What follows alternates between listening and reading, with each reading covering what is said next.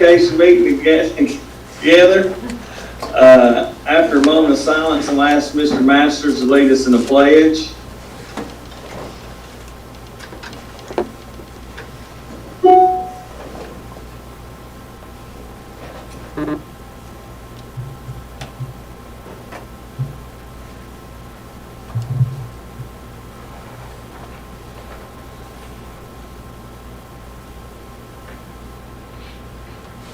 Please rise. I pledge allegiance to the flag of the United States of America and to the republic for which it stands, one nation, under God, indivisible, with liberty and justice for all. Okay, can we get a motion for the consideration of the consent agenda? So moved. Second. Okay. Roll call vote, Jennifer. Mr. Irvin? Aye. Mr. Hammond? Yes. Ms. Dellinger? Yes. Mr. Fleener? Yes, ma'am. Ms. Buchanan? Yes. Mr. Masters? Yes. Whitney Riddle? Mitch Meredith? Jason Day? Yes. Okay, at this time, need consideration of the meeting agenda. So moved. Second. Any discussion or additions to? Jason, I'd like to remove the criminal justice off the agenda, please.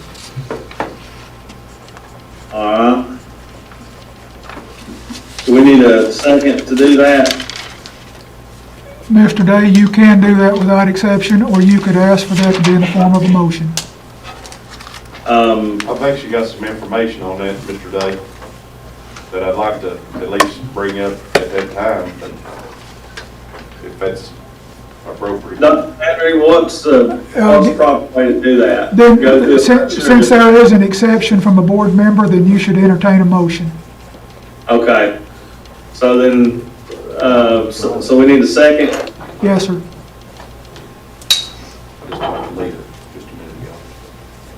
Is that what we got? I'm sorry, I can't hear you. Yes, you will take Mr. Masters' comment in the form of a motion, and then you should ask for a second. Yes. Do we have a second? I'll second. Okay.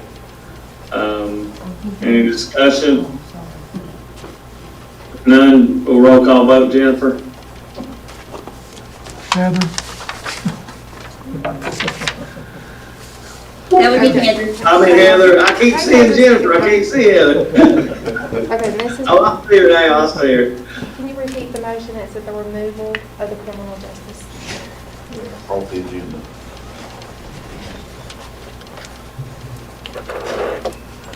Mr. Irvin? No. Mr. Hammond? No. Ms. Dellinger? Yes. Mr. Fleener? No, ma'am. Ms. Buchanan? No. Mr. Masters? I gotta say no. I apologize. I didn't know you had extra. I'm sorry, I just got off. You're fine. You're fine. I didn't know either. Mr. Riddle? No. Mr. Meredith? Mr. Day? No, ma'am. If that's all there is, Dr. Flannery, we'll just talk about it when we get to it under action items. Is that okay? Yes, sir. Okay. All right, if there is no more, then, I guess we need a motion to consider, to approve the agenda as it is. So moved. A second. Okay, roll call vote. Heather? Mr. Irvin? Yeah. Mr. Hammond? Yes. Ms. Dellinger? Yes. Mr. Fleener? Yes, ma'am. Ms. Buchanan? Yes. Mr. Masters? Yes. Mr. Riddle? Yes. Mr. Day? Yes. Now the director's report. Thank you, Mr. Chairman. First, I'd like for everybody to recognize and know our student board member and David Crockett High School senior, Natalie McBride, who's with us for the first time this evening. She's got a couple of AP classes in the spring. She's a member of Crockett's marching band. How are things going at Crockett these days? Very, very different. Yeah. That's an understatement. Yes. So I have looked at your grades, and without breaking federal law, you're doing really well. So welcome. And again, you've got the rights of every board member here other than to vote, so glad you're here. I do want to recognize an old friend of mine. Washington County Schools is excited to announce that Dr. Mary Beth Hopkins, who is with us this evening, is the David Crockett High School chemistry teacher, and I'm going to read from a script here. She's been selected as the Tennessee Science Teachers Association Educator of the Year for grades 9 through 12. One of the goals of the Tennessee Science Teachers Association is to recognize outstanding science teaching throughout the state. TSTA asks school systems to nominate teachers who have established a leadership role in promoting science as an essential component of basic education in the state of Tennessee. Dr. Hopkins was nominated by Washington County Schools for her outstanding teaching and leadership at David Crockett High School. She's dedicated the last 13 years of her career to improve the accessibility of science education through inquiry-based lessons focused on observation and prediction. She creates projects where students, through collaborative grouping, research topics of interest to develop their own experiments and interpret the results. Dr. Hopkins stated, "Science must be acceptable to all so that all can see the importance and validity of science in their lives regardless of education level or choice of vocation. If we are going to restore trust in science by society, students must be able to see that science has logic and validity when performed properly and recognize what makes studies invalid." That's what I have to say, and here's what I want to say. I remember when you applied for that job, she'd spent 10 years teaching at the university level, and I thought, how in the world is a university professor going to tone it down to the high school level? Well, apparently, she got it right. And from one chemistry teacher to another, Mary Beth, congratulations.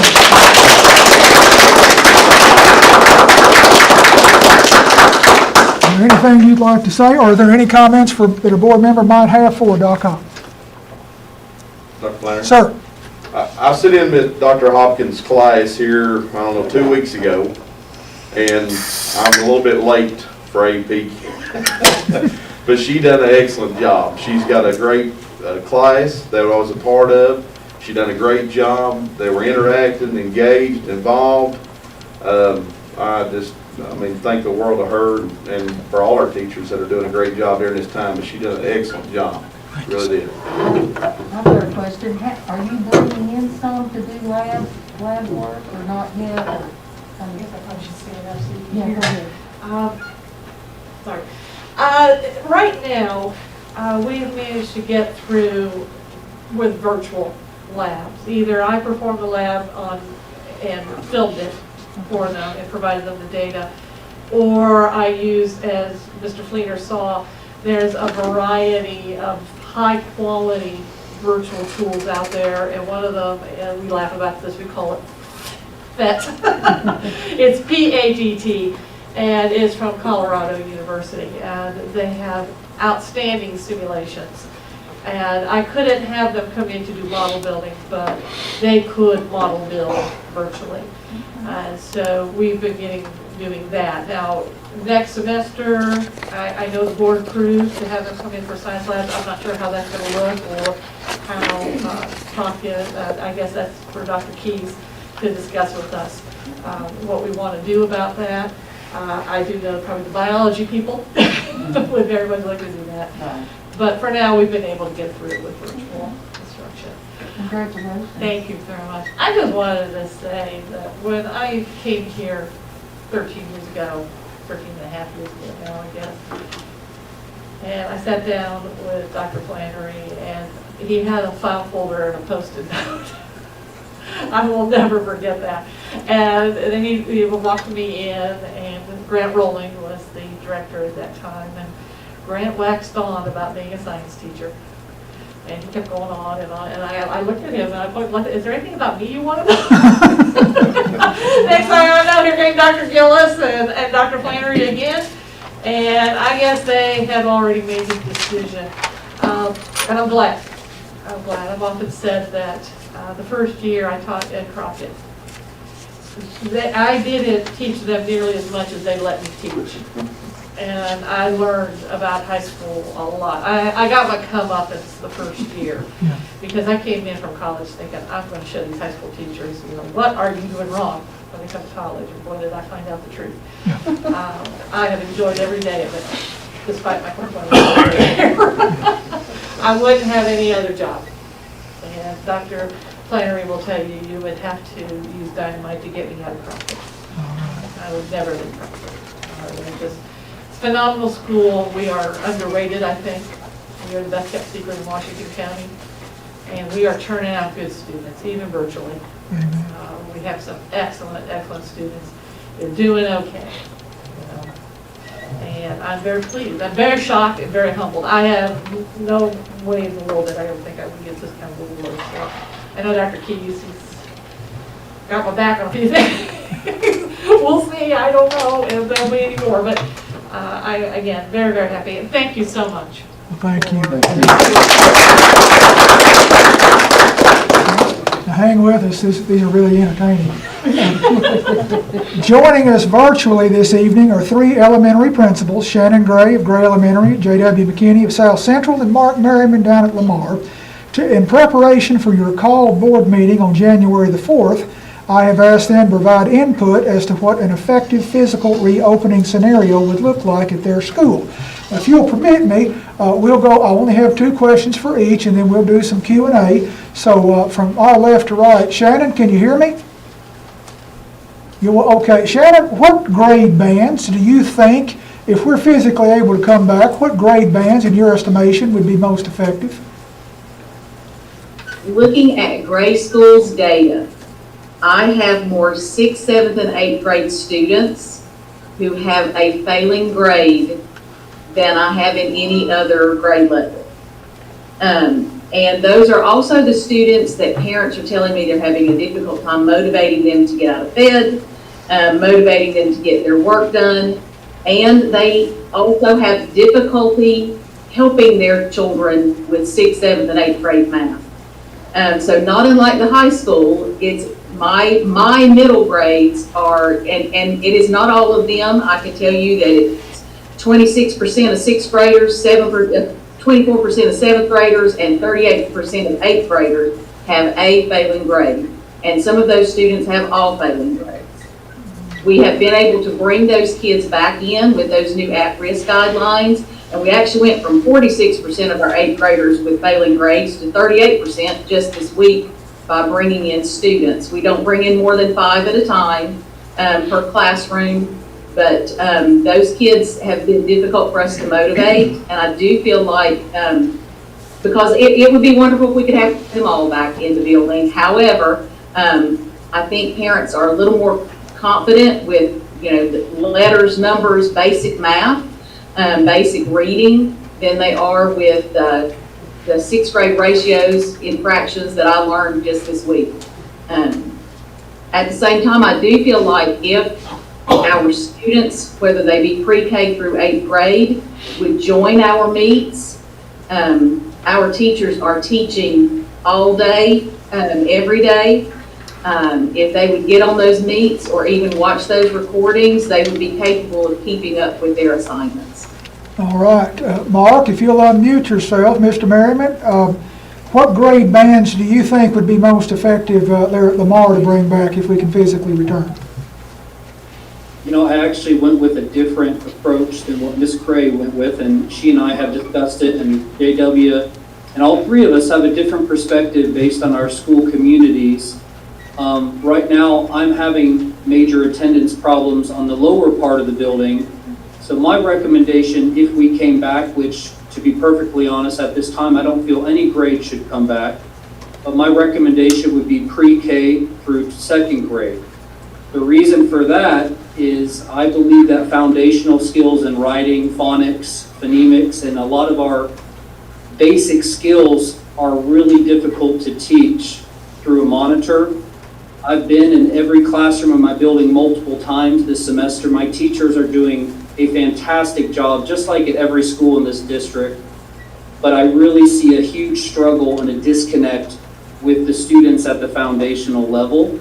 I will also say that from a technology standpoint, it's very difficult for some of my pre-K and kindergarten students to manipulate their Chromebooks in a way that makes it as effective as it would be in the middle school, high school level. And furthermore, you're looking at my data, right now I have an average of 7% of my 6th through 8th graders who are chronically absent, and I have about 15% of grades K through 2.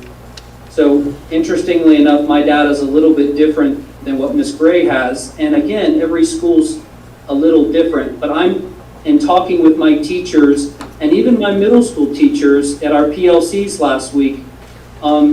They acknowledge the fact that our struggle right now is trying to teach foundational skills through a screen to the lowest grade levels. And so my recommendation, should we come back, would be to bring back pre-K through 2. And again, just as a caveat, I want to first of all thank all the teachers in the district. And in general, I will tell you that I have all except 2 families in my building connected to Wi-Fi and to the internet. It's no longer an access issue. It's a matter of getting them on, attending classes. And just like every principal speaking tonight, we've done home visits with teachers. We've sent out learning packets. We have called, we've emailed, we've sent class dojos. We're trying to do everything we can, working with the teachers and the families to get them to attend. But it's just difficult for a 4 or 5-year-old to try to master all the skills that they need to master in a virtual setting. Finally, again, at this time, based on what I'm seeing on the news, and I know Dr. Flannery has a much more clear picture of this, but I don't think it would be safe to bring anyone back in the building. I have one fifth of my students are coming in for at-risk cohorts. We're doing it in a safe way that's either one-on-one or in small group.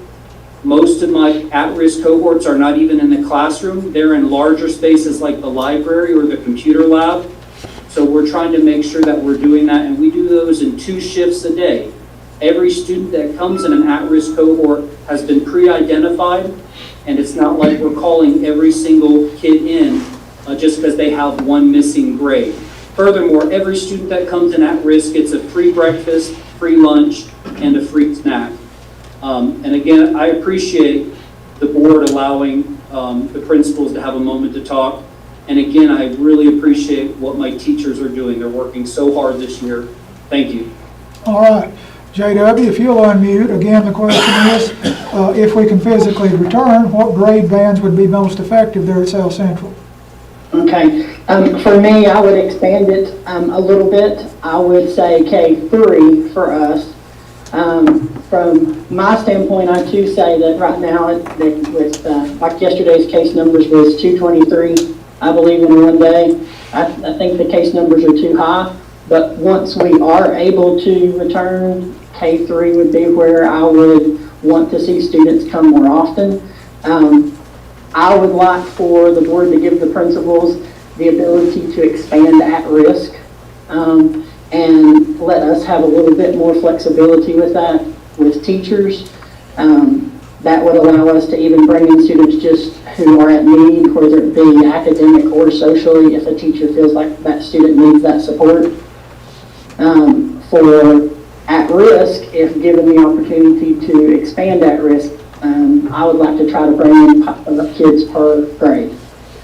All right. Let's, last question here, and Shannon, we'll go back to you. What attendance protocol, anything from full virtual to 100% in person, what attendance protocol might you recommend? At this time, we feel like we are doing well with full virtual. We are able to teach 5 days a week with full virtual. And with the numbers the way they are, and quite honestly, I have 64 faculty and staff. 41 of those have been affected, either with COVID or with quarantine. So 64% of my teachers have been affected thus far, and that's simply, that's just a one-time effect. Several of them have been quarantined twice, 3 times by contact with teachers or students. And honestly, if you told me I had to bring a huge group back tomorrow, I wouldn't be able to manage it because I have so many teachers who are out currently. And so I'm going to say full virtual. I have spoken to the teachers, and should they come back 25%, so 25% group per day is the only way we're going to be able to space these children out at grade school. But that is very difficult to manage a kid once a week. And so I would prefer we stay full virtual until we can manage safely. Principals are charged with, first and foremost, keeping our faculty, staff, and students safe, because that's the only way that they can teach and learn. And I don't feel safe having even 25% back in the building at this time. All right, Mark, what kind of protocol do you think, or attendance protocol would work for you? I'm in absolute agreement with Ms. Gray. As I mentioned in my prior comments, I don't think it's appropriate right now to bring any students full scale back into the building. I will tell you that all 3 of my athletic teams are in quarantine, which takes out 4 or 5 of my teachers. Like Ms. Gray, throughout this year, I've had about 60% of my faculty and staff pulled out at one point, put in quarantine. Some of them have had several episodes where they've been out. And I'm not at a point where I think if we reopen that I can functionally run the building without constant disruptions, without having to put classes together because I have no other choice, without honestly having instructional assistants cover classes, or even Ms. McDermott, my assistant principal, and I having to go in and fill in for teachers. I know other districts in this area are following what we did. I think we set an example when we went fully virtual. I appreciate that some board members have been popping into classes, and I want to make an open invitation with Dr. Flannery's blessing. Any board member is welcome to come to my school to observe the wonderful things going on, and I know Ms. Gray and Mr. McKinney would say the same thing. All right, and finally, JW, what kind of protocol do you think would work best at South Central? I agree with Ms. Gray and Mr. Merriman. I think it will be very hard to bring students back to the building in the current situation. At most, I feel comfortable with 5 students in a classroom, and that's not even 25% of my building. So I think the way to go is to expand the at-risk cohort, and that's the only way forward I see to be safe. All right. At this time, any board member that wants to do some Q&A, by all means, please. I just, Mr. McKinney, you referenced giving you more leeway to bring at-risk students back. At the last meeting, didn't we, I know we talked about labs for high school. We've got 4 different groups that are coming back with some regularity now, so. Okay. So would we need to do a motion, or didn't we cover with the at-risk? I think what JW is wanting is more flexibility with specifically the at-risk group. And that's something that might be better addressed by Cindy Hayes and Ashley Keys before the board gets that far into the weeds. And I can support that. But of course, if the board wants to take action, by all means. Well, my thinking is we would give that, I would hope, to go ahead and everyone would work together, the supervisors for elementary, supervisors for high school, along with the principals and the teachers, to work that out, to work out a schedule that works best That would to be get the appropriate. at-risk students in. That would be appropriate, yes, sir. If I need to, go ahead. Go ahead, I'm sorry. If I need to make a motion to do that, I will do so.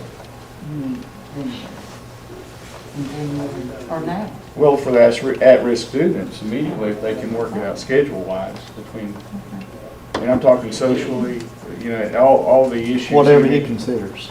Right. I'd be happy for the motion. It would I'll make lend some that, I'll weight put to that it. in the form of a motion.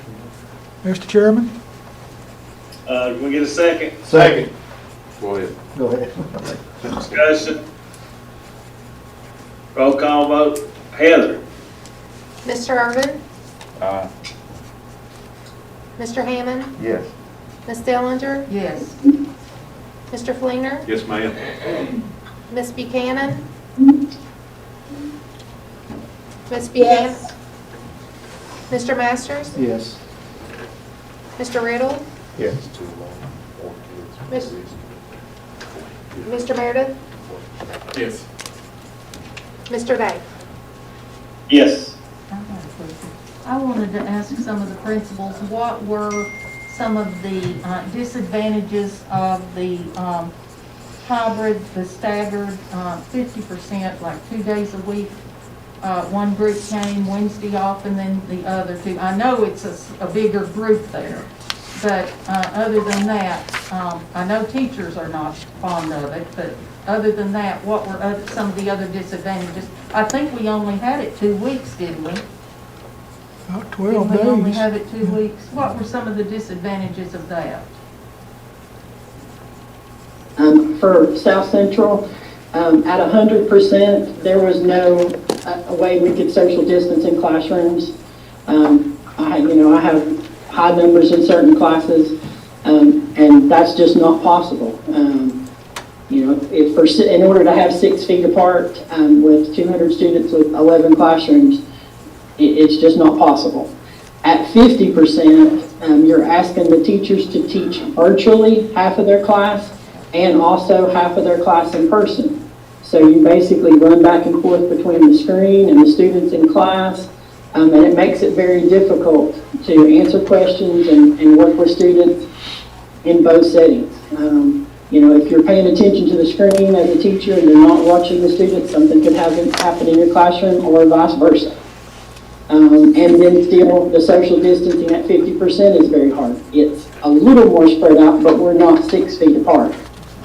At 25% was the best we were able to do, but then you're still doing the exact same thing where you have teachers teaching to 75% of the class virtual, and you have students in class who need that one-on-one support, so they're bouncing back and forth, and it's double work on them. And I'm going to add to that full virtual gives us 5 days a week. When we stagger, we are now losing a day of instruction. And just consistency of learning. The fact that we have these children where they know how to get in Google Classroom, they know how to log in, and it's not completely new technology. Our high schools have been using Canvas. It's been a few years since I got an EDS, but when I did that, I was using live text in 2008. This is technology that 30 years ago when I started this, I didn't think we would be using, but look at what we have learned. Our teachers have grown, we as administrators have grown, and so have our students. They have learned a lot. But I would prefer they do 5 days of consistent education rather than staggers and quarantines and cleaning days. It just is easier on the teachers. And not that I love having our at-risk cohorts in to see children and to work with them and talk with them. But it's just easier to have that consistency. And I will say that some of our at-risk groups are social and emotional. We have students who are coming in to speak to our school counselors. We're trying to take care of any need our children have, from I need to talk to somebody, I need Christmas, I need Thanksgiving. We are still working as a team to try to take care of the whole child. Thank you.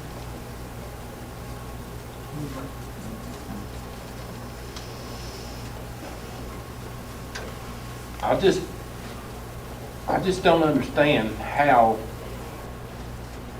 we are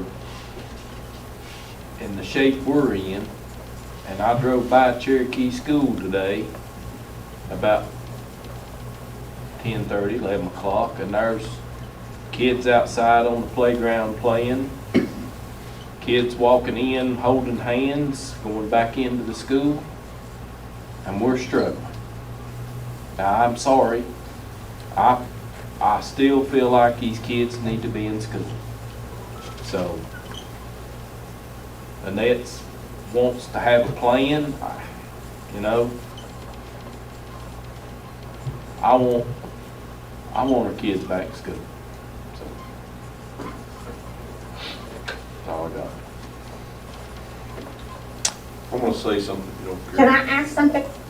Go ahead, Ned.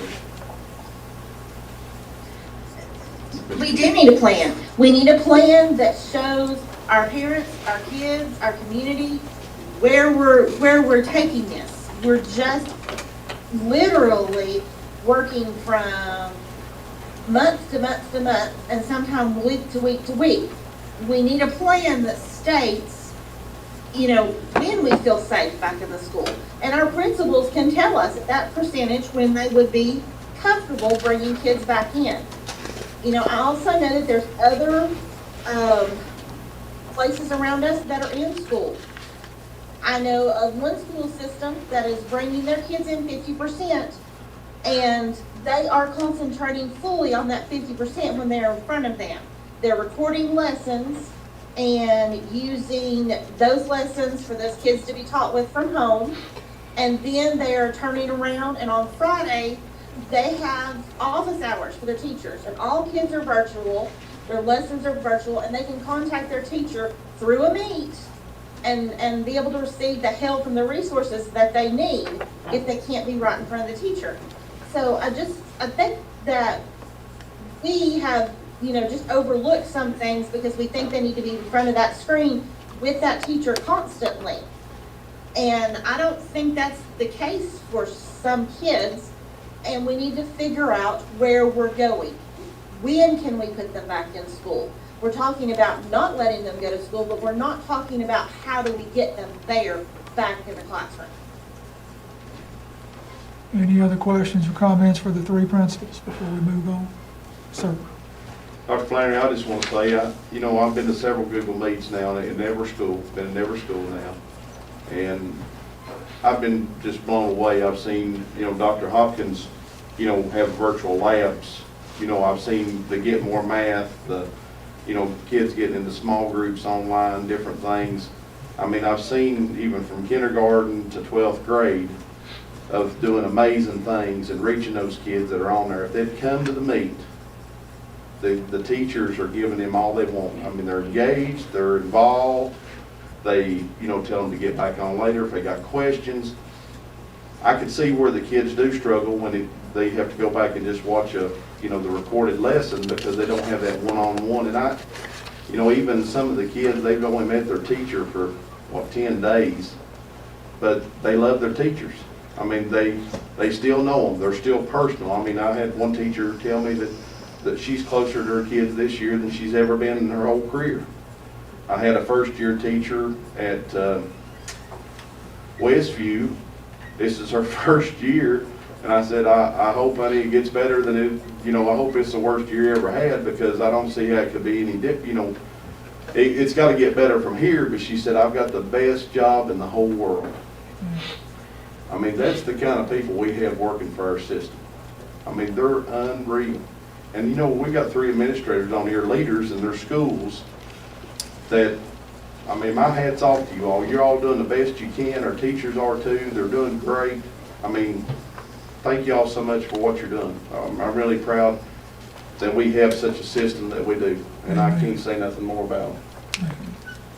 Anything else before we move on? Shannon, Mark, JW, thank you so much for being with us tonight and taking time to address the board. They volunteered, board members. I didn't have to press them into service, and I certainly didn't tell them what to say because you can't tell those three what to say. So, appreciate you, and certainly stay with us if you're so inclined, but we're going to move ahead with the agenda because, frankly, we've got dinner at 7. Thank you all. All right. Thank you. Thank you for the opportunity. Thank you for the opportunity. Board members, we have some extraordinarily high-quality, lightly used surplus equipment at Boones Creek Middle School, and I'll ask Dr. Adams to present this. I don't know if we can put it on the screen or not, but can we get it up there somehow, some pictures? It's in BOE Connect. So two attachments there. The first one is the federal disposition form. Oh, forgot about Federal projects, it's a requirement when it's time for them to dispose of equipment that's broken, outdated, that the board has to approve that because it was bought with federal funds. We have to prove that it was approved to be disposed of. So we're requesting that. There's a whole list of all kinds of stuff on there. Again, that's Mr. Whitaker's, his department came up with that list. that. Holy cow. I make a motion, we approve this list for surplus. Second. Any discussion? Roll call vote, Heather? Mr. Irvin? Okay, Mr. Hammond? Yes. Ms. Dellinger? Yes. Mr. Fleener? Yes, ma'am. Ms. Buchanan? Yes. Mr. Masters? Yes. Mr. Riddle? Yes. Mr. Meredith? Yes. Mr. Day? Yes. All right, the second part of this is some surplus equipment at Boones Creek, the old Boones Creek Middle School. With these items, instead of disposing of them, the plan would be to put them on gov deals and try our best to get some type of profit from them, some money back for them. There's all kinds of desks and chairs, some old laptop carts, a dishwasher, some ovens, some I believe there's a couple food warmers. Even going to try to sell the kitchen sink. I want it. I make a motion, we approve those lists to be put on gov deals and see if we can get anything out of them. Second. Mr. Masters, I have been in communication with that friend of yours about taking. Okay, I hadn't spoken to her, so I didn't, We're working. good deal. Got a motion and a second, any more discussion? Being none, Heather, roll call vote, please. Mr. Irvin? Aye. Mr. Hammond? Yes. Ms. Dellinger? Yes. Mr. Fleener? Yes, ma'am. Ms. Buchanan? Ms. Buchanan? She don't know work her mute. Yes. Thanks. Mr. Masters? Yes. Mr. Riddle? Yes. Mr. Meredith? Yes. Mr. Day? Yes. Dr. Flattery, I think you skipped over C. When does it go off? What'd I forget? When does it come off of High school gov tech deals? support. Yes. I'll hope to get it all posted on there sometime next week, and then Thought I had I it. usually set it for 5 days, 7 days for the bids to come through, and then Oh. the bidding will close. Thank you. I don't have it on my, I don't see it on my printed copy right here. There's a board action item. No, wait a minute. Is that not? That's in, under action items. That's not my report. Okay. Okay. Threw me off there, Mr. Fleener. No, sorry, it was on BOE Connect, it's reading, I just, Yeah, well, it's not hard to throw me off. yes, sir. That talks about the extending the position on the action item we just got for criminal justice. Okay, All right. thank you. In BOE Connect, you'll find a set of specifications and some pricing quotes for new high school gymnasium bleachers. This information is in there because the board wanted to see it. I am not recommending this company or their product. I simply present this for informational purposes. And I'll pause and if we can put that up just to see what anybody's looked for. And I think the cost, $64,000 at Boone and $61,000 total for the quote at David Crockett. And that's again just for informational purposes. And that's just the bottom bleachers. Yes, and that's on both sides, fully electric. That includes demolition, haul off the old stuff, put in the new stuff, turnkey. They were actually asking for them to be manual, correct? That's correct. They are not electric at the high school. There was a, You can add that, there's a, yeah, that's it. There, you Yeah. can add that part. Do they not want it electric? They just want to get kids? That's what Mr. Good had sent out and requested figures on, so that's what he's got. Suits me, it's not my back. I'd like to see this go before athletics or facilities. I don't know which one needs to have it, but I'd like to see 3 quotes for each school. Well, what these are our budget numbers. Yeah. Since this number is so large, we'd have to actually make written specifications, put it out for public bid, and then you'd get your price. Okay. Can we do that and present that back to the athletics, or, I don't know which one needs to be, athletics or facilities, but can we not do that? Would you like to bid it? Yeah, but I'd like to, just. We have to have the money in place and ready to award before we bid. What about buy bid? They don't offer them? you still need the money. I'm not sure where you're gonna get $120,000. Well, I understand. I Well, that understand was what my you're saying. question. I mean, if we're gonna move forward on this, we need to set aside. I'd like to look at buy bid and see what kind of price they've got. I'm almost certain that it's available on a contract price, but it's still, you gotta find the money. Yeah, I understand. But I mean, we got, wasn't Gray, didn't we have 2 bids for Gray, and there's $40,000 difference in both bids?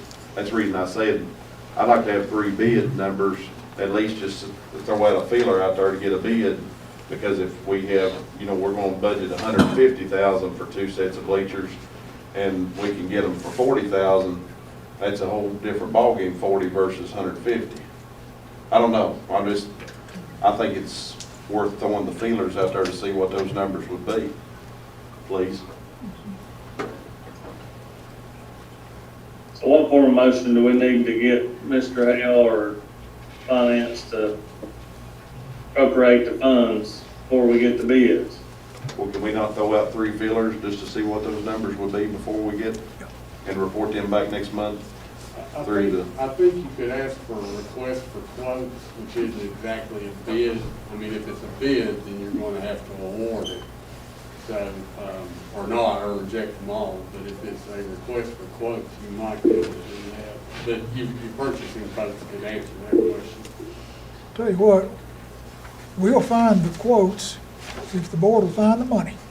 If you just send it back, I mean, with our next month's workshop, and then we can see whether or not at budget time we can put that in there, or if we want to dig them out of fund balance to make it work.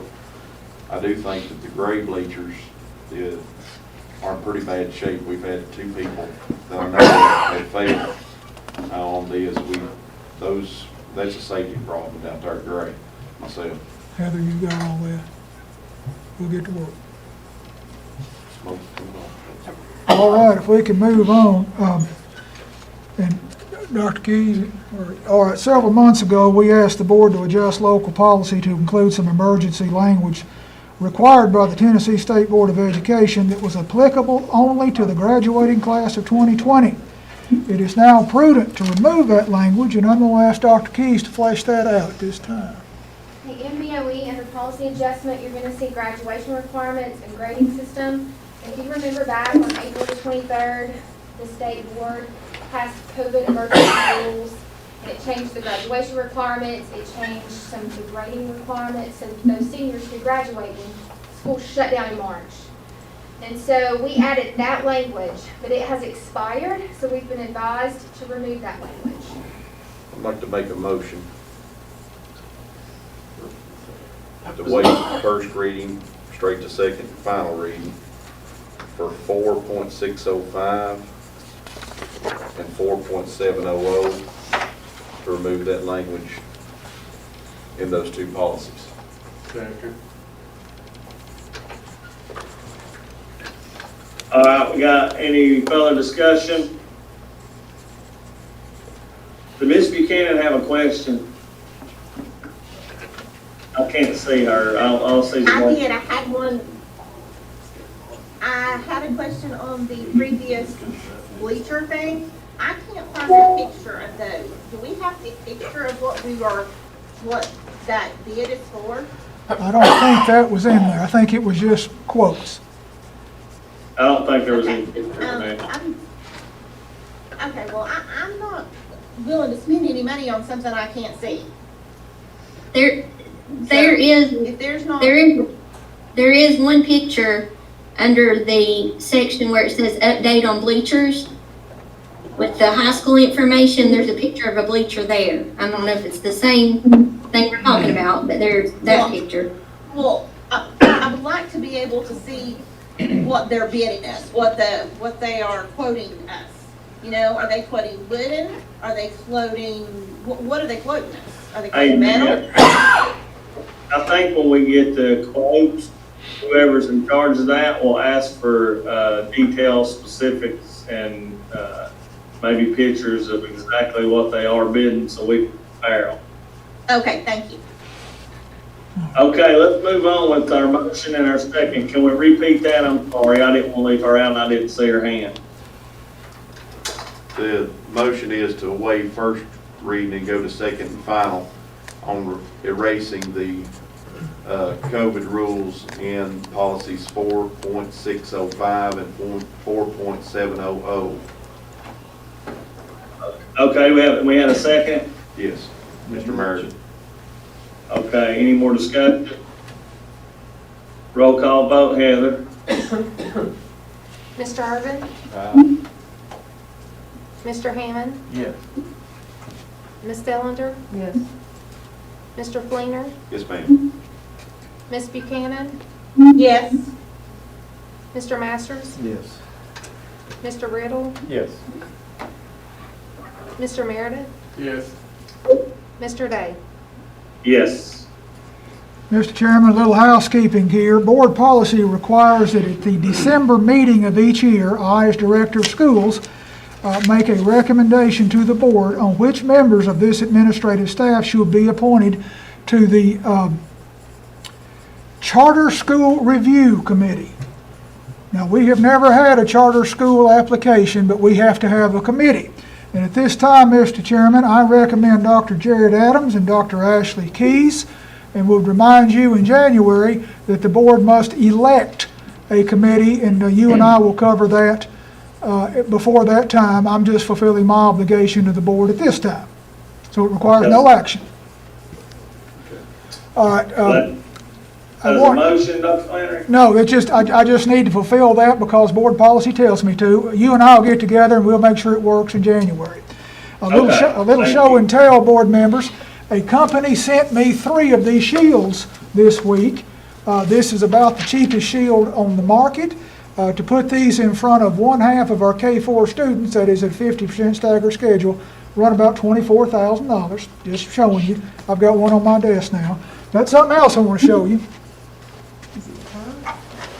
This is an electrostatic sprayer. Don't pull the trigger. Don't pull the trigger, the man says. Please. In fact, I think we can just go ahead and take the battery off of it to keep somebody from doing that.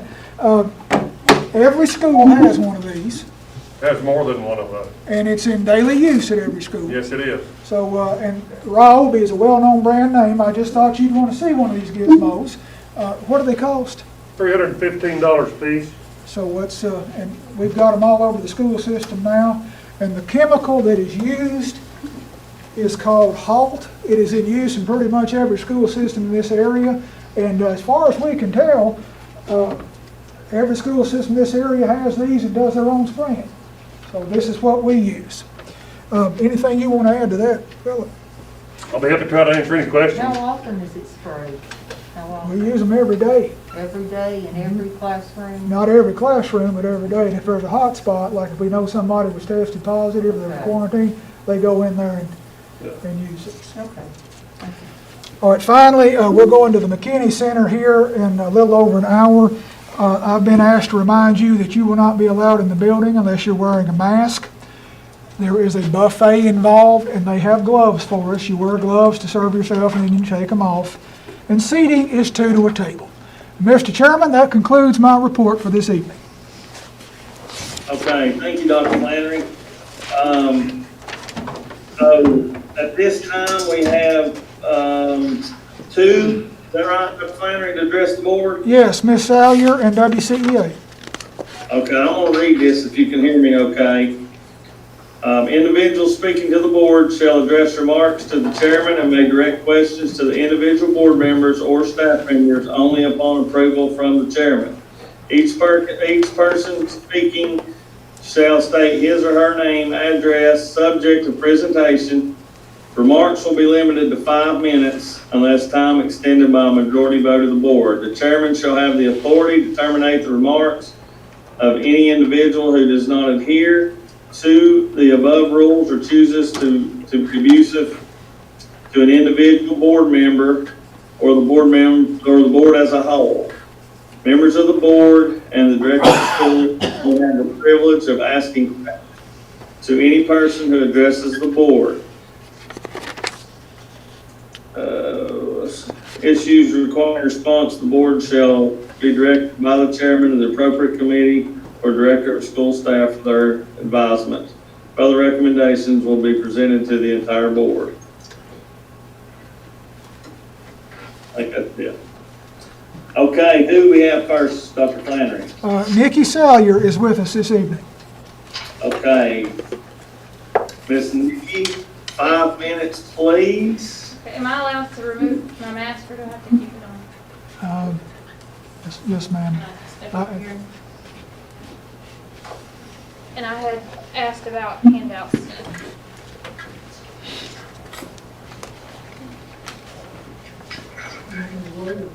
You can go, well, yeah, wait. That's what he said. And let me make sure I kept one for myself.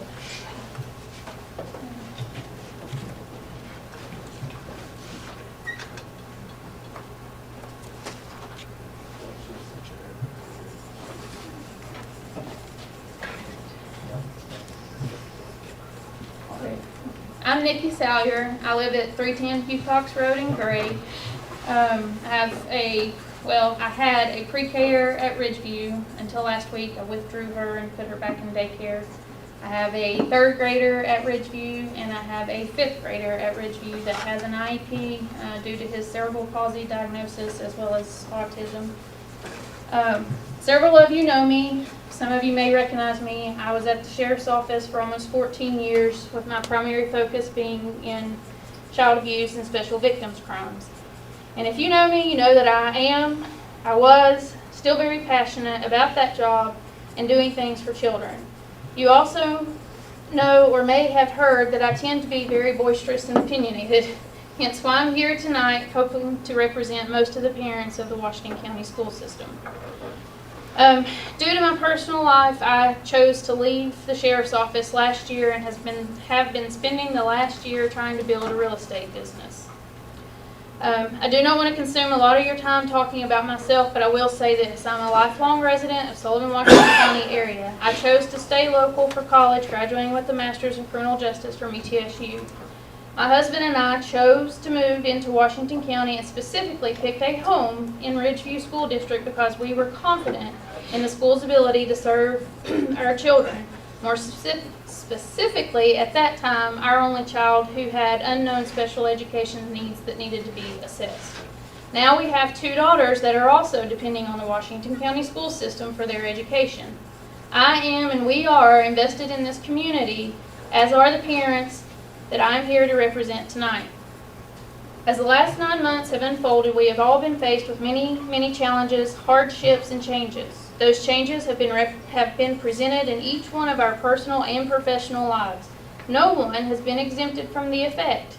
Each day seems to continue to bring another challenge. My point of speaking tonight is to encourage each of you to bring back in-person learning. Bring our children back to school. Our children's future depends on it just as much as our community's livelihood depends on it. While the overall concern seems to be the next few weeks or months at a time, I hope that each of you have also considered what impact your decisions are going to have on this community's next 5 to 10 years. Not only are our high school children being affected as well as the pre-K population, both ends are being negatively affected. Many parents have researched other school systems, both locally and out of state. Very few have completely shut down and remained virtual for the time frame Washington County has. I also strongly urge you to remember and consider that property tax money is used to fund our schools. I personally have considered selling our home and moving into Kingsport City school systems to ensure my children's education. I have also heard many other parents say the same as well. I know this gets your attention. Most of you all are working hard to continue to build up this community's livelihood, as that is your business, with developments in other businesses going on. A common response to our constant emails as parents is that we need to come together and do what's best for everyone. If you or anyone in your home is leaving for any reason, you are at risk of being exposed or exposing someone in your household. To expect every citizen or any citizen of Washington County to remain in their home for any period of time is absolutely absurd. These types of responses are exactly what gets everyone, every parent, fired up. We know that each one of you is leaving your home at times to do what you choose to do, just like we are and are free to do as American citizens. There are so many things I want to say and ask, but I will not have time to do so. As many of you are probably aware, there's a group on Facebook that's supposed to be for parents in support of in-person learning. As I prepared to speak to you all for this evening, I became completely overwhelmed in my thoughts and what all I wanted to say. There are just so many things that have happened concerning my own children's education and interactions with the school, as well as hearing from friends and others about their personal experiences. So I posted a question, and I will be giving you a copy of what parents in the group have said. I have removed all names and any kind of identifiers. It's just the comments and things that have been said. If I have time left, I would like to go over a couple of them just to point out some things that really stand out to me. If you all truly want us to come together as a community, it seems like you should start listening to the ones who are voting you into the positions that you are seated in right now. Not the health department and not ballot health. I've got like 3 sentences, if that's okay. Mr. Chairman, I make a motion that we allow her to continue speaking. Okay. I promise you all, now you have the parents' attention, every parent's attention. We are educating ourselves on how to make better choices for the sake of our children's education. I will also openly tell you that I personally have made a report with the Tennessee Comptroller's Office in hopes that the state will investigate the ways the board is currently operating. I will also tell you that I have reached out to multiple local and state level politicians as well as an attorney to attempt to find out how things are allowed to be done the way the board is doing them. It is taking our children's right of a free education away from them. I have just a quick question. Yes, ma'am. Is your fifth grader, who has an IEP going in for any type of, He is allowed 3 days a week, an hour and a half at a time. how many are in this small class? Nobody. As far as I know, it is one-on-one. He has his special ed teacher and he has a teacher's aide due to the fact that I don't know how to explain it. Some days they have to go walk on the track before he will sit down and cooperate with the special ed teacher. And it's, I don't want to get in again to too much complaining. We are very thankful of what we have had, but it took a lot, and it took Dr. Myers being involved to get where we're at, and that's not right. Thank you. Okay, I'm sorry, I can't see, is that it? Yes. Okay, thank you, Ms. Towers. Thank you. Okay, next is WCEA, is that right? Yes, sir. And they are online. Yes, can you hear me? We can. Yeah, we can hear you. Okay, this is Regina France, and first of all, I'm a teacher from Sulphur Springs School, and I've been there since 1984. And I'm also the president of the Washington County Education Association. There are a couple of items that I want to share from teachers, and this may take more than 5 minutes. Building representatives from I'm from 111 Hall Road, Jonesboro, Tennessee, 37659. First of all, school building representatives have received questions from teachers concerning their tenure. As this is tenure year from some educators, and it's mid-year, and they're concerned that they don't know anything about their tenure. Will it be granted? They just have questions. What information could we provide these educators? My next item is some teachers who have previously had only 1 or 2 required evaluations because they were levels 4 or 5 are showing that they need 4 observations on 10 Compass this year. And if this is the case, what should these teachers do? Lastly, a few years ago, the Washington County Education Association was taken off the school board's agenda. Being the elected voice for educators in the county, it was felt strongly that the Washington County Education Association should remain on the agenda. A grievance was filed, and teachers regained their voice on the agenda. Teachers feel like they should be invested in and partnered with the school board. They should not have to ask for permission and be given a time limit to speak at board meetings. One of our current or former students has had a seat at the very board table. What message do these students receive when they learn that their teacher's opportunity to speak without permission has been taken away? While it is appreciated that the board meetings are trimmed for time's sake, taking teachers off the agenda does not help students make teachers feel vested in, nor does it make them feel like a stakeholder and/or a partner with the school board. Teachers should be considered as major stakeholders in every decision that is made, and it's guaranteed that we stay until the very last item on the agenda because of the obligation and responsibility that we feel to answer our constituents. Please consider the value of permitting teachers to have a voice without having to ask for permission or to have a time limit to be placed on future school board agendas. If so, place this information in the memorandum of understanding so that no future voice will be negated. Thank you.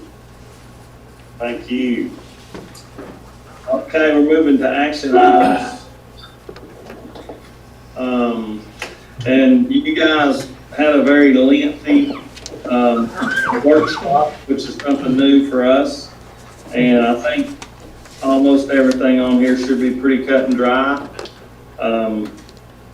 What we're going to do, I'm going to go down the list, and we will we'll allow each board member 1 comment per item and move on, if that's all right. We'll start with provision of middle school athletic event ticketing. Mr. Chairman, I'm going to disagree with you. So Okay. I don't know how everybody else feels about that, but 1 comment might not be enough if somebody missed the meeting. Well, let's do this, Mr. Irvin. I agree that's possible. Let's make sure that the comments are strictly about the motion and not about anything else. That'd probably just help. I should have said that. So revision of middle school athletic event ticketing. Do we have someone on that? I'd like to make a motion that we allow 2 parents per child from high school on down. And if they're divorced, we'll let them have 2 more. But I think that we need to let them, if they're not on the roster, let the coaches give the administrator at the ticket booth the roster. And if they're on that roster, they can watch that game if they're a parent. If they're not, they will not be allowed to be on that game. And with that being said, we'll have the girls back-to-back first and the boys next back-to-back. And that way we can keep as many or as to a minimum in the gyms as possible. I'll put that in form of a motion. Do we have a second? Second. Any discussion? I do. I have a discussion. Yes. So, here's the problem I have with that, and this is the only problem I have. They are forcing parents to buy a ticket that covers all the games. Well, some of their kids aren't playing because they're playing JV, so they're only there for the JV game, or they don't have a JV game. So that's money that should be taken from them. So I think there needs to be some tweaking of how it's purchased. There's some families that cannot afford $88 to give the school system to get into the school, once a week. They go from week to week paying for those tickets, and they can do that. So something needs to be tweaked there to figure out how that can accommodate, our parents. Money's tight right now. It's touched all of us, so. Mr. Masters? I guess comment I've got, just for clarity, if, say, take the high school, we have 2 JVs, 2 varsities. So you're saying when one is done, we clear the gym? Yes, sir. Okay, I just want. Yeah, they'll clear the gym. If they're on the varsity or if they're on the roster for the varsity, they can stay for the next game. If they're not, they'd have to leave. Okay. But that way we keep it to a minimum. I know in Sullivan County, they use that Ryobi sprayer, in between games. So when everybody's gone, they spray it and people come in right after. That way, it's as clean as it can get. So if we can incorporate that, unsaid, but, incorporate that in that, at least in Sullivan County, it has really cut back on the number of attendees at the ball games. And I think that's where, especially in some of our smaller gyms, we're having a problem with, having too many people in there. So this would cut down, at least the boys, teams wouldn't be in there at the same time as the girls, so it would cut it back, is for clarification purposes. You may have. Anyone got a hand up? I can't see. Keith does. You may have Okay, go ahead, Keith. You may have a problem with some coaches and may not like back-to-back games because your kids ain't getting a rest in between the boys and the girls JV game. You know what I'm saying? I agree, but I don't think if you make the girls go outside, I just don't know. It's the best we can do in a difficult situation. I think that's. So they're in a conference, and with the other teams that they play are gonna have to know that it's gonna be, the girls. Just like when they go to their place, we have to play by their rules. When they come to us, they have to play by And I think that's communication from the ADs prior to. All right, anybody else? Mr. Chairman, yeah. Mitch does. You probably can't see me, but I have my ETSU mask on for a reason, because Dr. Nolan made a tough call yesterday to eliminate spectators from college games, which I support that. I think we ought to consider doing the same thing. So for that reason, I'm not going to support this motion. Okay, anybody else? All right, Heather, let's roll call vote. Mr. Irvin?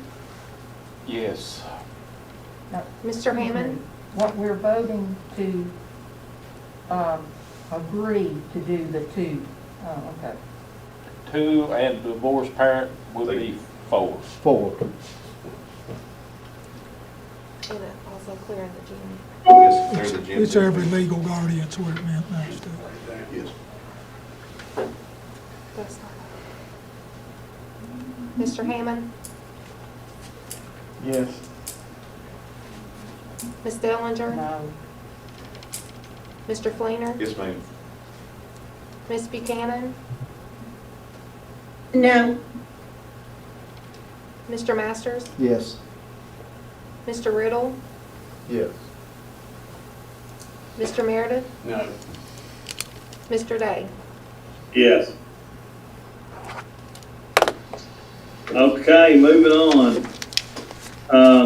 CTE position for criminal justice course.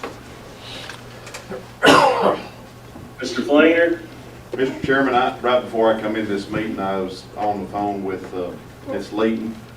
And I spoke to her for about 30, 45 minutes about this and talking about how they have to be 21 to work in the jail, which, you know, leaves about 3 years after they graduate high school to maybe get a job in criminal justice or get a job at the sheriff's department. She's agreed that she wants a partnership with this deal, that she thinks it's a very good idea. She wants to see it get started. She'd love to help with it. So I don't think we need a motion to move forward with this position. I just think we need to move forward and at budget time, whether or not we're going to hire a teacher for this position. But let's keep the ball rolling, keep looking, investigating in on it. And then when it comes budget time, we'll make a decision then. So I don't feel like we need a motion for this, Mr. Chairman, other than let's keep the ball rolling. And now that we've got the sheriff's department on board, we keep with that focus. Okay, thank you. Anybody else want to comment on that? Are we good with that? Jason, I'd like to ask Mr. Flannery to have a talk with the sheriff and see if he might have some funds to help take care of maybe a teacher or something to do that. They're all about this. And bring it back to the board and have it ready by budget time in March when we start budgeting. And they may have retired officers. They may have somebody that they want to recommend, and we could do something like that to help him and us both. I mean, funding is, how many times have we had budget things on the budget and we've had to kick them off because we couldn't afford it? So, Every year. We'll look every into year. it. And if he's got some money he could help put in it, then it would be something. We'll look into it, yes. Anything else? Mr. Chairman, Ms. Fink would like to speak on this if you'd let her. Okay. I met with Major Sean Judy Tuesday, and we had about an hour conversation. It was a really good conversation. I just wanted to know and kind of clarify kind of the direction. As a CTE director, I want to give this as due diligence as the board requests. So I'm wondering if the board is looking at both high schools for this. I plan on doing interest surveys. There are 5 criterions that the state, it's research-based for interest. So we have use signs already in place that addresses several criterion, and then we just got a grant for Major Clarity that addresses the other criterion. So I'd like to do interest surveys to our upcoming freshmen. Again, which schools, and again, there's 3 programs of study in this career cluster. So I need to know what the board is looking at for that. Also, just so the board knows, there is very specific requirements for the instructor. The instructor also has to go back 18 hours semester, or excuse me, 18 hours, credit hours. Again, there are no industry certifications for this, which is fine, but just so the board knows that, and again, I just want to be sure that I give due diligence to the board and do what you asked me to do, but I just need some clarification with, is this both schools, one high school, and how soon you're wanting this done? Are you wanting it done by the fall of 2021 or fall of 2022? Okay.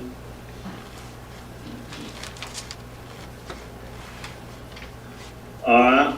I would say come in fall of 21 and come with a figure of what we feel like it would cost, and if, you know, if we figure we want to do it at one high school, and then maybe ask the principals and stuff, and then maybe the next year, 22, we do it at both high schools or something, if we've got the interest. We may not have the interest.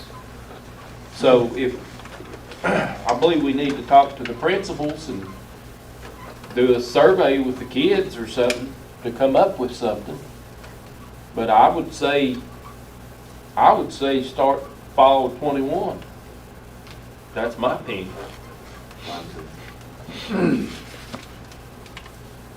So where do we go with this?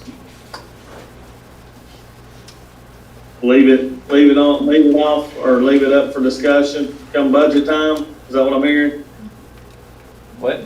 Yeah, maybe she'll have the info back to us, but Let Mr. Flannery talk about go talk to the sheriff and see if he wants to help fund it.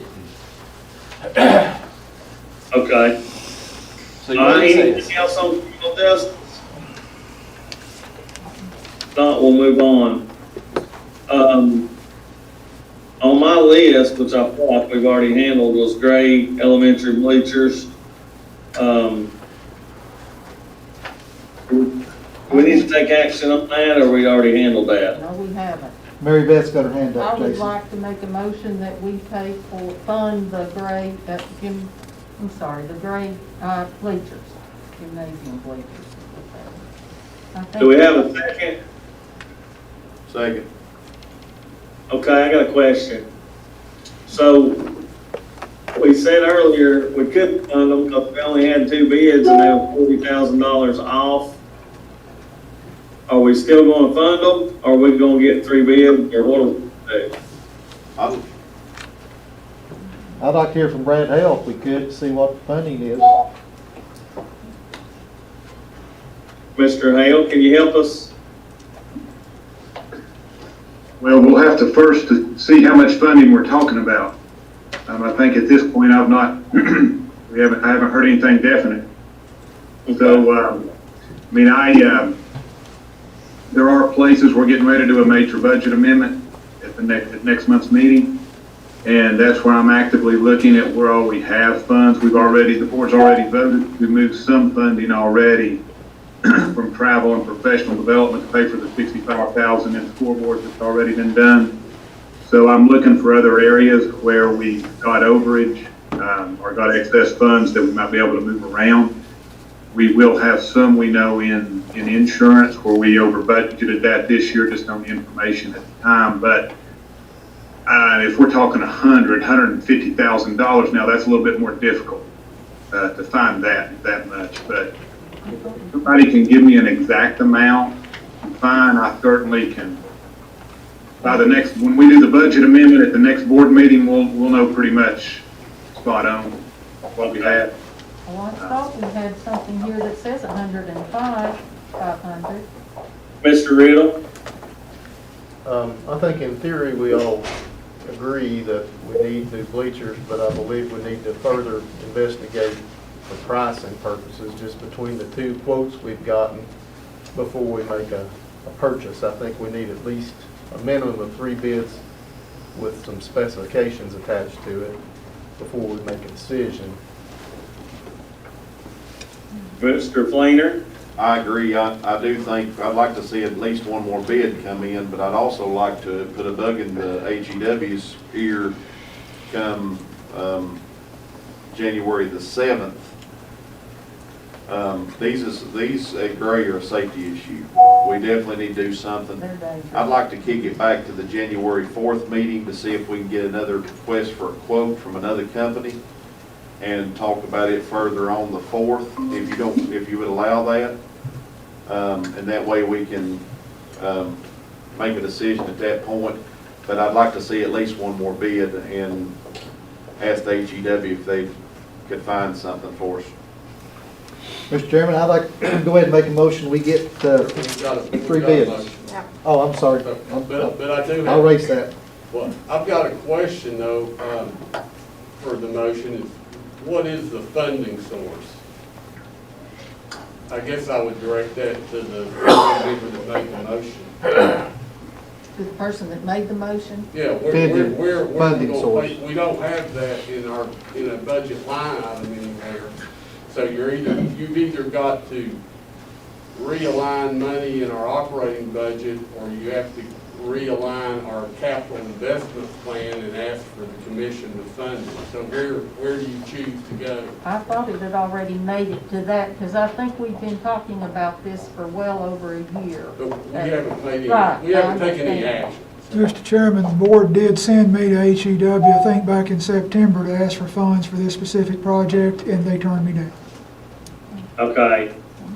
Mr. Masters? Well, can we go ahead and amend the motion to get 3 bids? We'll do that, sure. That'd be fine. I mean. Do we have a second on that? That'd be fine. The amendment, second. Okay, let's vote on the amendment.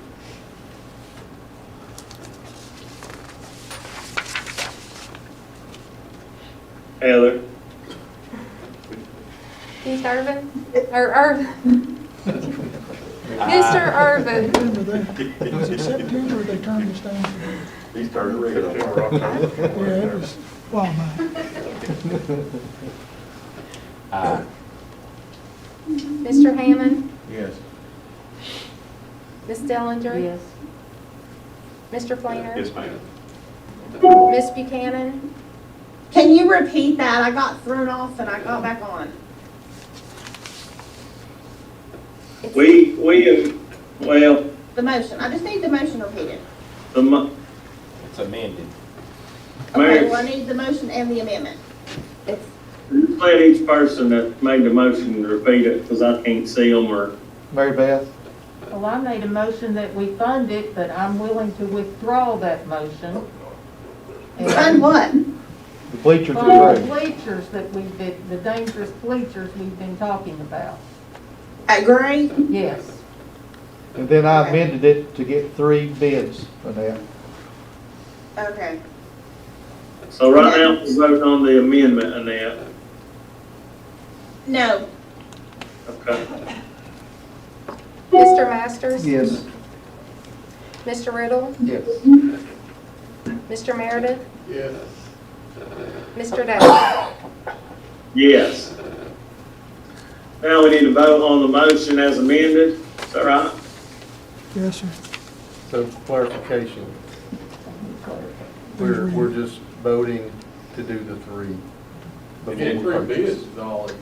We're gonna get 3 bids. Can this be brought back up at the 6th board meeting? Add to the agenda? Huh? The workshop is the 4th. Never mind, the 4th, excuse me, sir. Pay attention. Okay, roll call vote, Heather? Mr. Irvin? Aye. Mr. Hammond? Yes. Ms. Dellinger? Yes. Mr. Fleener? Yes, ma'am. Ms. Buchanan? No. Mr. Masters? Yes. Mr. Riddle? Yes. Mr. Meredith? Yes. Mr. Day? Yes. Okay, guard shacks at Daniel Boone and Davy Crockett High School. I think Mr. Masters had something on that. Yes, what I'd like to do is go ahead and make a motion that we allow our shop teacher, Mr. Brewer, and our masonry teacher at David Crockett, Mr. Good, to go ahead and get us some figures together to get these built, whether it be spring or next year when the kids get back in. All right, we have a second. A second. Okay, got a motion and a second. Any discussion? And what is this going to consist of? What is the? Well, when I talked to Mr. Brewer and Mr. Good, what their plan was to build like a 6 by 12 or 12 by 18, I can't remember, and we can get all this, but Mr. Good will form it up and block it, and Jerry will come in and frame it, side it, and then we'll get with Mr. Patrick and get plumbing and heat and air in. Do we know, Mr. Patrick, do we know that we can get sewer and water and everything at the spot? And how much is that gonna cost? That's what I'm wondering. I don't wanna. Yeah, to my knowledge, and Mr. Patrick, correct me if I'm wrong, I think you did research that for us. Yeah, with enough money, we can get it in there. Well, Yeah, I mean. it's thousands of dollars. I think my figure was, 24, is that correct? Mr. Irvin? Yes. Hey, I talked with Mr. Masters about this and told him I'd be glad to help, with this project. And what I thought we could do, I wasn't necessarily for it in the beginning, but I think with getting the kids involved and making it a project at each school, I think it's a great idea. And I think we just, before we get started, we nail all that down and maybe bring it back to the board with exactly what we're going to do. and we can look at some other options on, septic and that sort of thing. I was gonna try to help with that myself, if that's all right, and, I before we just do want to get it anything. going so we can start implementing it rather than Well, being, I understand and I'm in favor of it, but I hate like the devil to dig up new pavement to put the sewer lines and stuff in, and, you know, these I was things. gonna think we can do it a different way, Keith. I could support building them a new one and stuff, but, you know, I'm sorry, plumbing might be out of the question. well, I just think you need restrooms in them. Well, I mean, them schools has been there 40-some years, and they've always went to the restroom at the school, or, No, they're not. well, You know what I'm saying? I They are understand. not, and that's, Well. that's unacceptable to me. Mr. Chairman? Yes, sir, if I might, please. It sounds to me like we've got several options that have come up tonight that probably need to be further vetted and explored. So I would like to, at this time, table this motion until the next meeting, at which time it will come back, with hopes that there's a better plan in place and cost estimates that this board can make a informed decision on. Okay, all I'll second that. right, got a motion second on the table. And I can have maybe Mr. Good and Mr. Brewer present a detail to us, if that's okay. Maybe do it at the workshop. Do it at the workshop.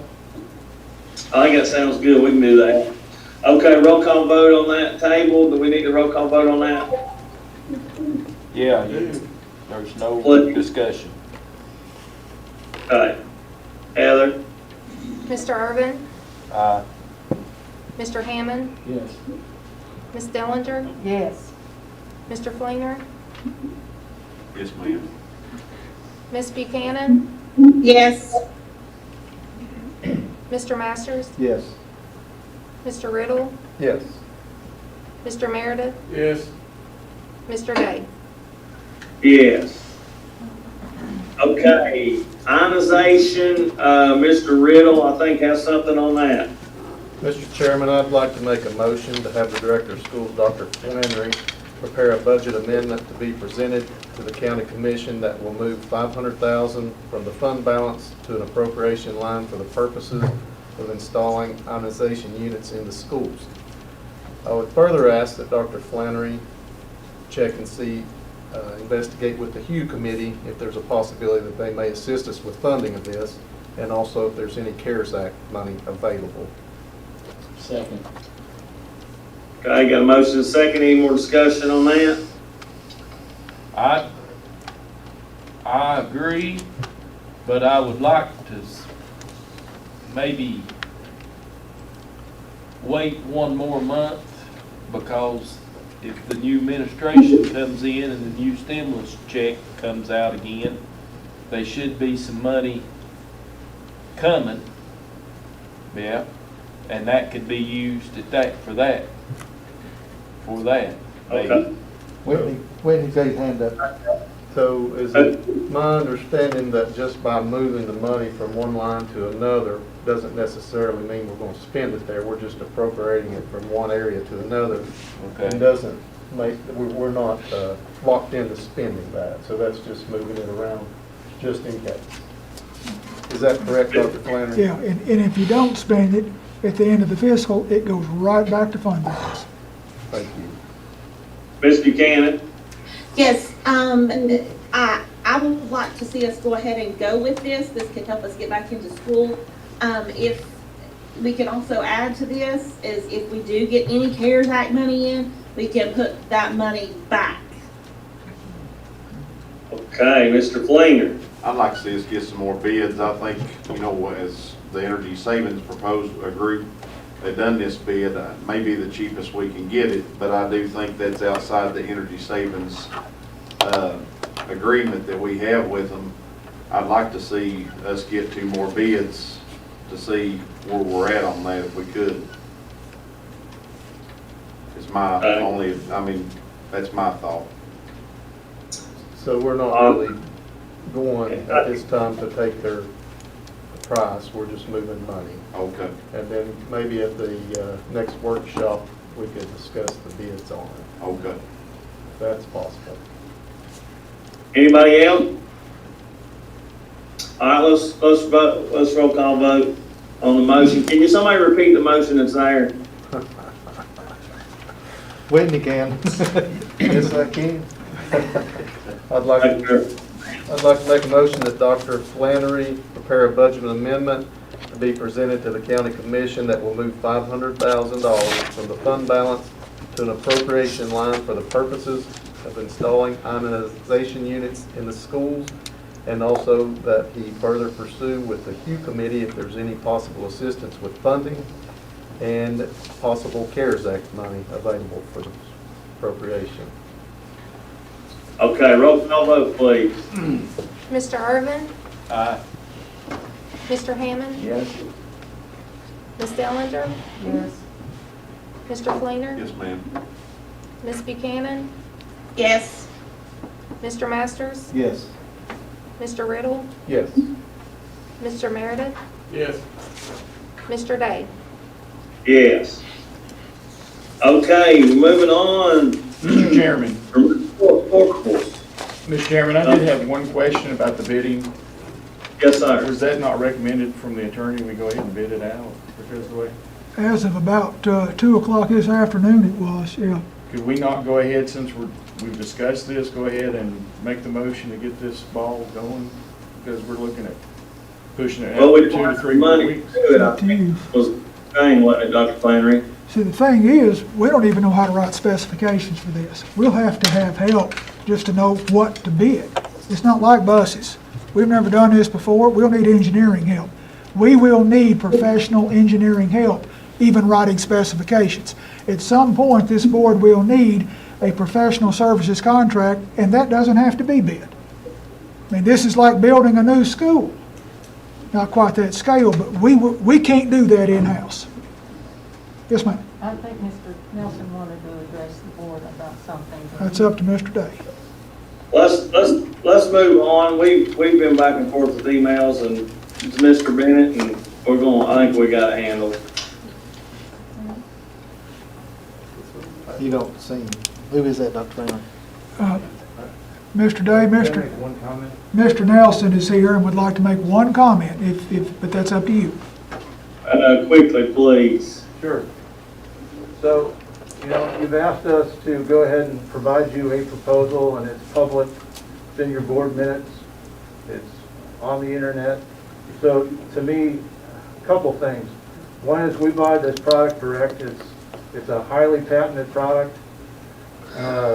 We've tried to find other options. This is the best product that actually does what it says. It's an excellent technology. So, I guess in fairness, I'd say a couple things. We get great pricing on this. I'm told your board chair we would be happy to do full transparent pricing. But we're convinced we are consistently the lowest at offering this. This was proposed in your original package, so this is something we've already put a lot of engineering into.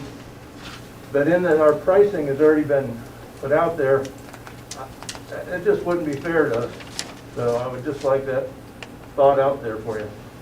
But we are ready to start on this, and obviously this COVID issue is just growing. So thank you for the time. Thank you. Okay, so we have a motion in a second. We need on this, correct? We already voted. We're done. Oh. Are you talking about to place it out for bids, or just or to allow Dr. Flannery to go ahead and pursue getting with architects to? Motion's to find the money to do it with, I believe. Is that right, Dr. Flannery? That's what the board has allowed me to do so far, yes. Okay, so that's the motion. We have a second, so let's vote on. We did vote on that. We've got through with that one. Yeah, we Jason. voted for that, Jason. We're ready for the next thing. We backed up on me, okay. All right, so we're moving forward then. Yes. School calendar, Removal portable. or I'm sorry, portables. Dr. Flannery, do you have something on removal of portable? Principal at Gray Elementary would like to keep hers for the time being. The principals at the other three sites pretty much would like to see the end of them. I would recommend that the board declare them surplus, and we'll see if Dr. Adams could sell them to somebody. You need a motion. Yes, sir, they belong to you. Mr. Chairman, I make a motion, we allow removal or the, let Gray keep theirs and salvage the others. Okay, got a second? Second. Any other discussion? Do you think it might be wise to hold on to them for just a little bit longer to, in case we need to spread the kids out more? No. Most of them aren't fit to use, Mr. Irvin. I mean, I'm just saying, Most of them aren't fit to use. Floors out of them. Roofs are Okay. leaking. well, I just threw that out there. One question, yeah, I do have a question for Mr. Patrick. So when we eliminate all these portables exclusive to the Gray, the stuff that is in them, where does it go? And will it require any additional storage? Your question again, I couldn't understand it. All right. With the exception of the portables at Gray, the ones that we're going to declare surplus, the stuff that, if there is anything in them, is there a place for that to be stored without incurring additional storage costs? No, I would declare what the contents of them surplus also. Well, that wasn't, I mean, is that part of the motion? No, sir. Probably not, but it needs to be because my warehouse is full of textbooks and furniture from Boones Creek Elementary and Boones Creek Middle. We can't declare it surplus though, because we don't have a list of what's in those. And so, Mr. Patrick or Dr. Flannery have to get us a list, because you have to have an itemized list to declare it surplus, what the items are. So, we can move forward with the portables, and then next month, We can do that. Yep, get us a list. Thank you, sir. Okay, anything else?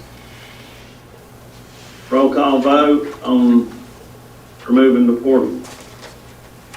I don't think we can vote on them if we're gonna hold off and get the, how do you wanna sell the portables if we ain't declared the surplus as what's inside of them, so. I maybe we need to- apologize, I can't hear good. Do we have a motion in a second? We do. And that's to declare, and that's declaring the portable surplus. Second. And if you don't want to get rid of them, vote no. We don't wanna get rid of them till we declare the stuff inside of them surplus, do we? You're not going to sell them next week. Well, I'm not gonna sell them, period. probably.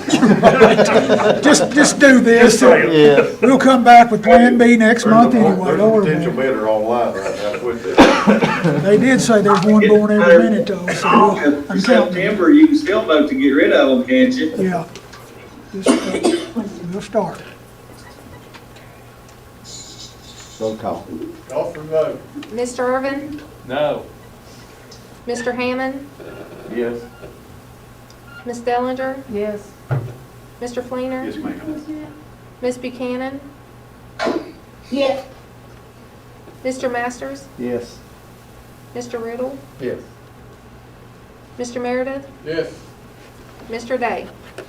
Yes. School calendar, first reading.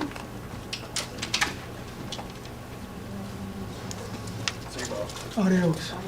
Good evening to you. Dr. Flannery, who's handling that? School calendar? It's all on Dr. Keys now. Mr. Fleener, you want to read those recommendations? Yes, we're on G. Board, I recommend that we waive 1.800 school calendar on first reading and pass on second and final reading. Second. Any discussion?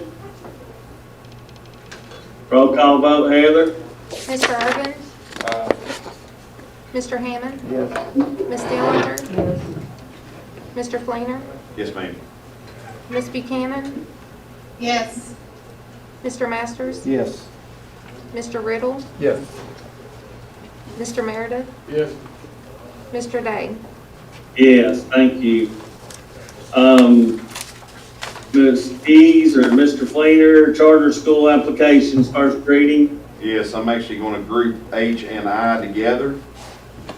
I recommend that, make a motion that we waive the first reading and pass on second and final reading of 4.400 and 4.50, or no, 1.901 and 4.400. Have a second? Second. Any discussion? Roll call vote, Heather, please. Mr. Irvin? Mr. Hammond? Yes. Ms. Dillinger? Yes. Mr. Fleener? Yes, ma'am. Ms. Buchanan? Yes. Mr. Masters? Yes. Mr. Riddle? Yes. Mr. Meredith? Yes. Mr. Day? Yes. Okay, Mr. Fleener, instructional materials 4.5.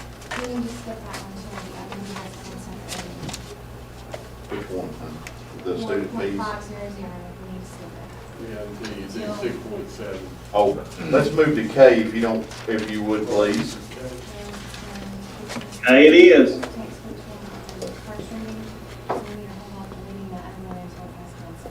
Well, I done waive first and final then. You gonna repeat it, Mr. Fleener? Just give me this 1 second, sir. We're having technical difficulties. I'm sorry, okay.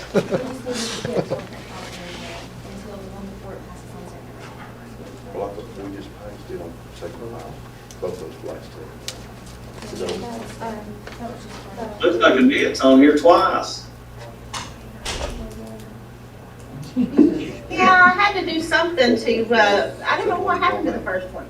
4.4 needs to be passed on second and final. It's on there, you're muted. Well, the other one won't work. Okay. It won't let me remove, because I'm not allowed, I'm not, what did it say? You can't unmute someone else, and you can't remove this participant, so, I don't know. We're stuck with you then. Mr. Fleener, you figured it out? Somebody removed me. Keeps on, we'll move the other one. The man with the key did it. Good job, Heath. Mr. Chairman, we're going to skip over 4.500 until next month. So we're moving to K, which is 6.709. And I'll make a motion we pass it on first reading, please. We have a second? Second. Any discussion? Roll call vote. Mr. Irvin? Aye. Mr. Hammond? Yes. Ms. Dillinger? Mr. Fleener? Yes, ma'am. Ms. Buchanan? Yes. Mr. Masters? Yes. Mr. Riddle? Yes. Mr. Meredith? Yes. Mr. Day? Yes. And Doug Flannery, two things. One question. Since that 4.5 was an action item, do we need to table that, or is it okay just to say we're not gonna do anything with it? You can just say, we're not gonna do anything with it if you want to. Okay, and you had something for us? Yes, sir, and I apologize. My printed agenda and what's on BOE Connect is different. Mr. Chairman, I am requesting that the board continue or extend the position of high school technical support at David Crockett High School through the end of the school year. I have a request from Dr. Keys, from Principal Wright, and from a number of teachers at the school to do so. The funding would come from existing federal Title II staff development appropriations. There would be not a dime necessary from the general fund. And Mr. Chairman, I request approval of that at this time. I'll make I a make a motion. motion, we do that, Second. that we extend that position. Okay, got a motion and a second. Any further discussion? Roll call vote, Heather. Mr. Irvin? Aye. Mr. Hammond? Yes. Ms. Dillinger? Yes. Mr. Fleener? Yes, ma'am. Ms. Buchanan? Yes. Mr. Masters? Yes. Mr. Riddle? Yes. Mr. Meredith? Yes. Mr. Day? Yes. Mr. Thank Day? you, guys. That concludes tonight's Mr. meeting. Day, I have something I'd like to ask. Yes, sir. I'd like to make a form of a motion that we put the WCEA back on the agenda. I'll second. So, I think that was something that we voted on. We had voted on that years ago, and that had always happened, and if it's to try to keep them from having to wait, we can put them higher on the agenda. I mean, have them right after the director's report or whatever. Okay, anybody else? I don't think anybody meant to take them off, or it was just, or well, sometimes they don't have nothing to say, so they don't honor. And then maybe then they could communicate with Jennifer and just say, we're not gonna be on there, but just, I mean, if they're not gonna be there, just keep it on the agenda. But if, for having to make them wait, if that's the main complaint, we can, just like we do, people that want to address the board, have them right at that time. Okay, Ms. Buchanan, did you have something?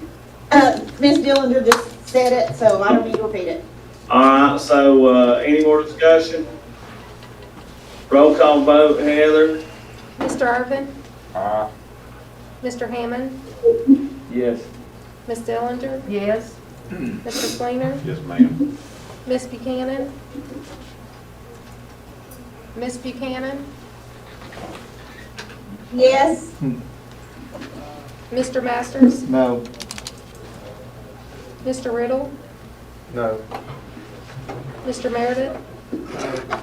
Mr. Day? No.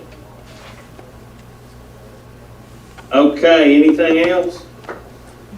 Just want to say, we talked about last meeting about the policy about the ROTC teachers. And since it's not on the agenda, we'll bring it up in the workshop, but I think we've got it clarified now to where it'll work and be understandable for everybody, so we'll bring it up again at the workshop. Okay. Mr. Masters, did you have one more thing? I did. I just want to tell Jennifer hi and we miss you. Hope you get back very soon. And you did a good job, Jason, zooming. It's tough, I know. Thank you, guys. That's it, meeting adjourned. No, I got something. Wait. Wait. Just wanted to mention, be watching your emails. It's that time of year that you all complete your board evaluation, and we'll be